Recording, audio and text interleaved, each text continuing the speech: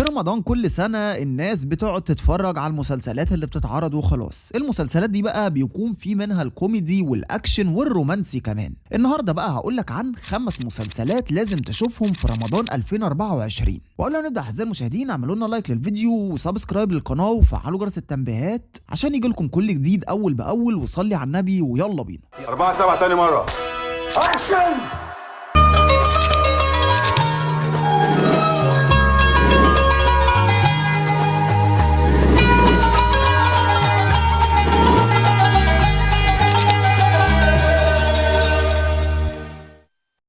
مسلسل عتاب البهجة هو هيكون من المسلسلات المهمة جدا في رمضان 2024، لأن المسلسل ده من بطولة نجم أعتقد إن هو من أهم الفنانين في الوطن العربي، وده لأنه قدم أعمال كتير جدا مهمة، وهو الفنان يحيى الفخراني. يحيى الفخراني قدم أعمال درامية ما ينفعش تتنسى، زي جحا ومسلسل ابن الأرندلي وعباس الأبيض والليل وآخره وغيرهم من الأعمال الدرامية الناجحة جدا. مسلسل عتاب البهجة حلقاته هتكون 15 حلقة، وفكرة المسلسلات ال15 حلقة دي فكرة جيدة جدا، وده لأنها بتكون أحداثها سريعة وبعيدة عن المط والملل اللي في بعض الأحيان بتخلي العمل الفني ممل ووحش. ومسلسل عتاب البهجة هيكون من إخراج مجدي أبو عميرة. وفي بقى مسلسل تاني لازم تشوفه في رمضان 2024، وهو مسلسل العتاولة، وهو هيكون من بطولة أحمد السقا وطارق لطفي، 2 ممثلين تقال جدا وليهم أعمال قبل كده مهمة سواء في الدراما أو في السينما. مسلسل العتاولة هتدور أحداثه في إطار اجتماعي شعبي،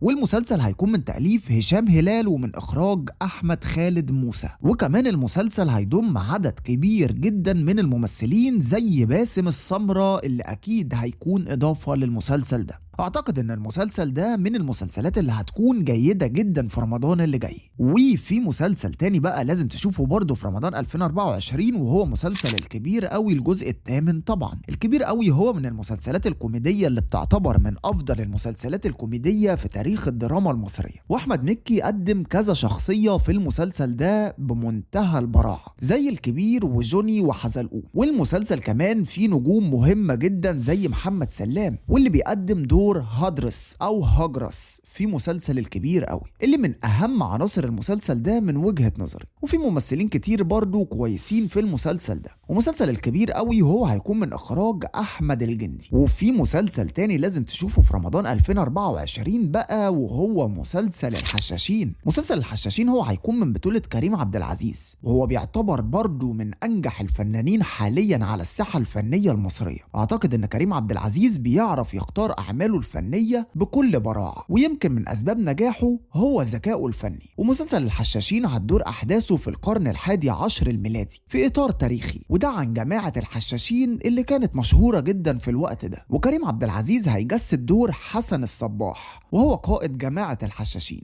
والمسلسل هيكون من تأليف عبد الرحيم كمال ومن إخراج بيتر ميمي. أما بقى عن المسلسل الأخير معانا اللي برشحهولك هو مسلسل المعلم، وهو هيكون من بطولة مصطفى شعبان. ومصطفى شعبان هو ممثل ليه كتير من الأعمال الفنية الناجحة زي العار والزوجة الرابعة ومزاج الخير، وبعد كده قدم مسلسلات ناجحة برضو زي أيوب وأبو جبل وملوك الجدعنة وغيرهم من الأعمال اللي حققت نجاح جماهيري ضخم جدا لمصطفى شعبان. وتوقعي بأن مسلسل المعلم هيكون من المسلسلات الجيدة في رمضان 2024.